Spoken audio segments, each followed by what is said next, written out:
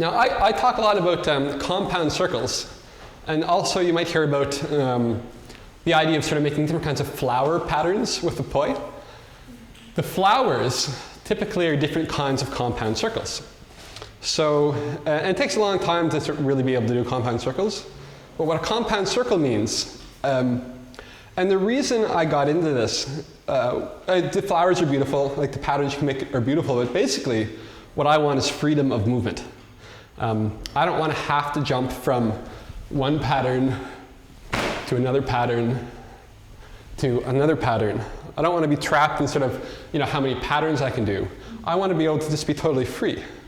I want to be able to move my arms any way I feel like. Maybe I want to be, like the flamenco dancer, whatever, or maybe I want to be a, whatever character I want to play. So I might want to just open my arms, or raise one up and one down, or circle them forwards like I'm going to go that way, or circle them backwards like I'm going to go this way.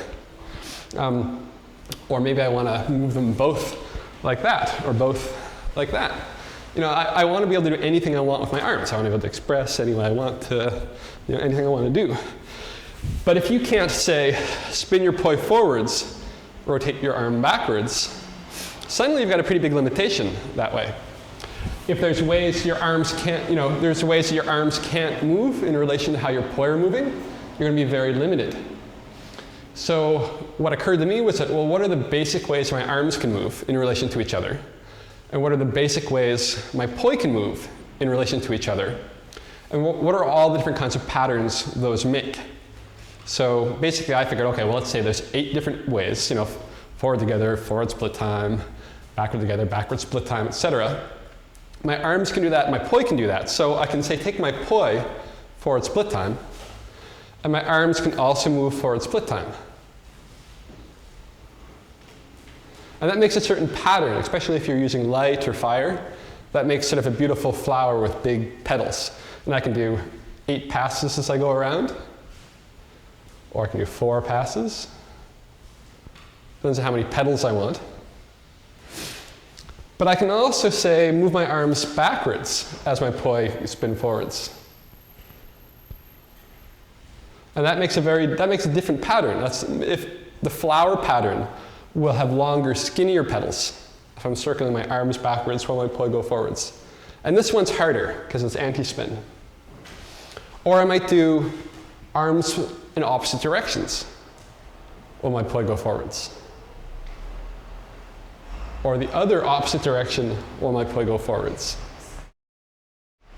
This takes a lot of work. Because at first your planes are going to be all over the place. So at first you might do, one up, one down. And the other up, the other down. And then you do one forwards, one back. Or the other forwards, the other back. You slowly start to explore your space. Or you might just slowly start here, where you're kind of swinging your arms in slow motion, trying to keep your plane straight, until you can open this way and open this way. That's the first step. But it's great, because you're performing, or you're dancing. It means suddenly, all of a sudden, you can just open your arms. And then come back into nice planes, so you don't lose your control. Or you can open this way. And eventually you get to link this to this to this to that. So you start being able to go through a full circle. And then eventually you start being able to do that in reverse. And eventually you can do it, you can turn and link them in any way you want. So you can do say, poi opposites, arms same direction,